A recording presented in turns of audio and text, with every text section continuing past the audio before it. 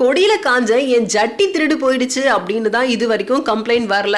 மற்றபடி கோடம்பாக்கமும் அது தாங்கிட்டு இருக்க சினிமா ஏரியாவும் எப்போதுமே கொலை குத்து வெட்டு லெவல்லையே இயங்கிட்டு இருக்கு. அதுவும் கதை திருட்டு விஷயத்துல அநேகமா பெரிய ஹீரோக்கள் படங்கள் எல்லாமே மாட்டிக்கிறது தவிர்க்கவே முடியாத தத்தளிப்பா இருக்கு. இந்த நிலையில தான் வாட்ஸ்அப்ல வந்து காப்பாத்துங்க நியாயமாரே அப்படின்னு கதறிட்டு இருக்காங்க ஒரு இளைஞர். அவர் பேரு ஆண்டனி, தொழில் கேமராமேன். பிரச்சனை கதை திருட்டு. ரோமியோ ஜூலியட் படத்தை இயக்கிய லட்சுமணன் அதுக்கப்புறம் அதே ஹீரோவான ஜெயம் ரவியை வச்சு இயக்கிட்டு இருக்க படம் தான் போகன்.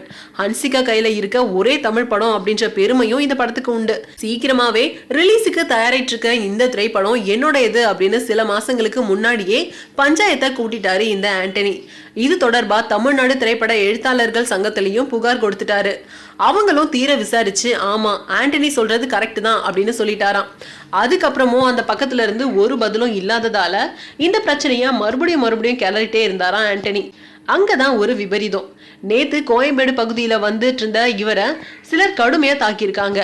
பலத்த காயமான இவரு மருத்துவமனையில சிகிச்சை எடுத்துக்கிட்டாராம். என்ன தாக்குனது டைரக்டர் லட்சுமணன் ஏற்பாடு செஞ்ச குண்டர்கள் தான் அப்படின்றது ஆண்டனியோட வலுவான வாதம். அது மட்டும் இல்லாம அந்த கதை திருட்டு கதையா இல்லையா அப்படின்றத நிரூபிக்க வேண்டிய கட்டாயத்துல லட்சுமணன் இருக்கிறாரோ இல்லையோ, ஜெயம் ரவி இருக்காரு.